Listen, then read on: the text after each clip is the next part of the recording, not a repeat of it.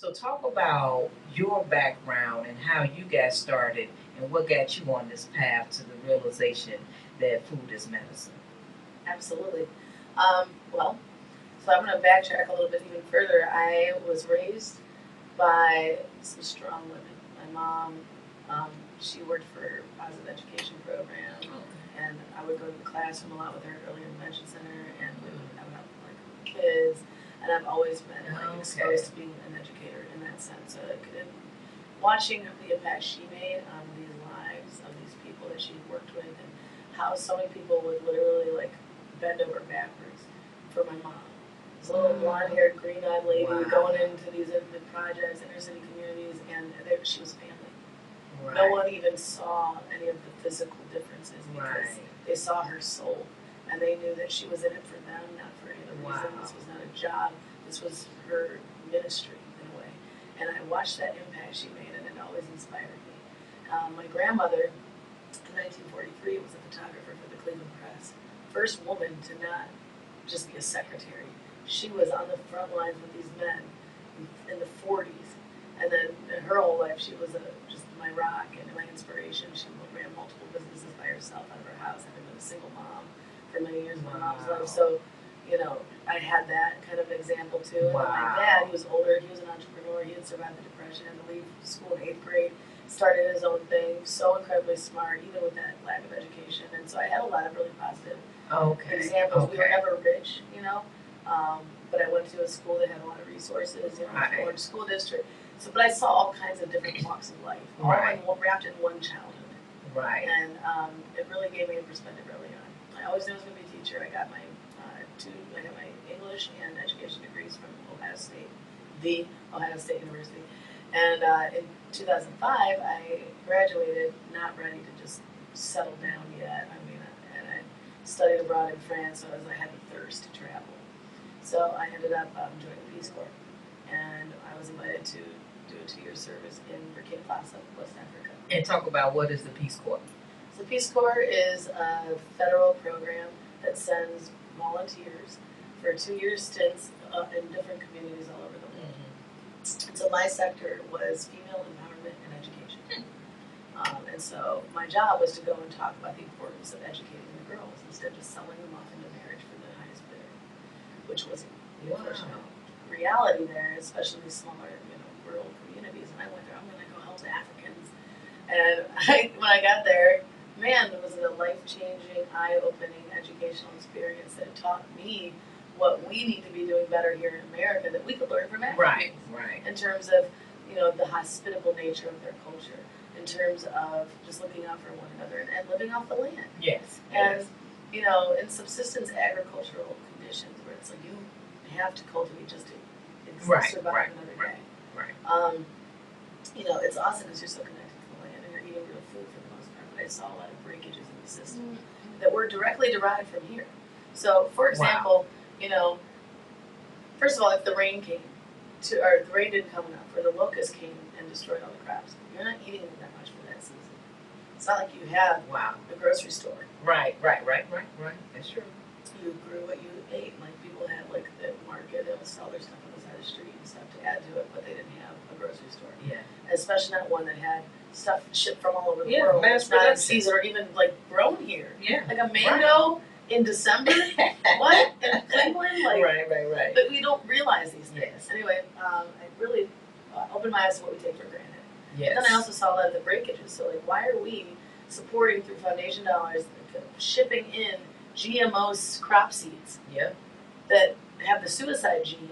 So these crops can't be reseeded year to year. They have to go back to more seeds every year. Talk about dependency. Right.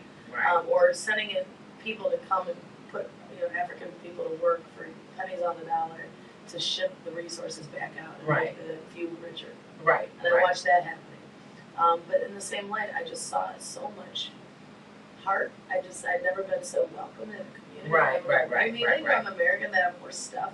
It was never an issue. Right. They always just treated me like family. And it was hard at first. It was eye-opening because I felt uncomfortable.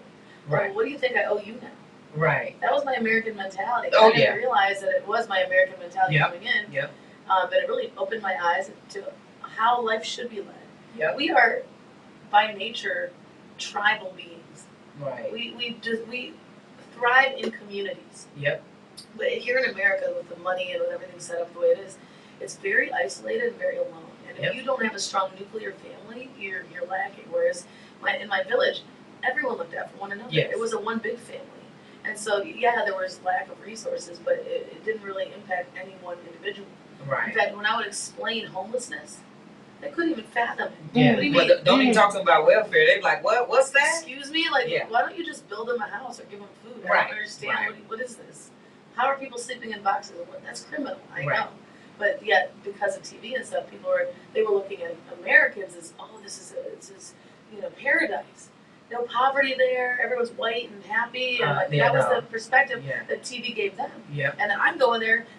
People are asking me if if I'm in danger, or if I'm being chased with machetes or they're monkey. Like no one knew, and I didn't know. TV tells you Yep. one perspective, Yep. and I went in there, and my whole life was just changed for the better. But it really did give me perspective of the importance of fresh foods. Because talk about a food desert. Yep. Right? I don't even like that phrase. We call Right, it food right, apartheid right, now. I've right. always called them resource vacuums, but whatever you call it. I would have to literally bike because I didn't even have a vehicle. 30-some kilometers, Yep. 30-some miles in each direction. Yeah. It's 42 kilometers in the hot sun in each Yep. direction Yep. on a bicycle on a dirt path that wasn't even paved to Right. get fresh food. Right. I had to learn how to dehydrate food and try to Wow. process it in a way to conserve it because it was like 120 degrees and there was no electricity. Right. Yeah. Yeah. I started a school garden program there because I'm like, we have this lake here, let's use it. Let's benefit. Let's get as much grown here while we can as possible.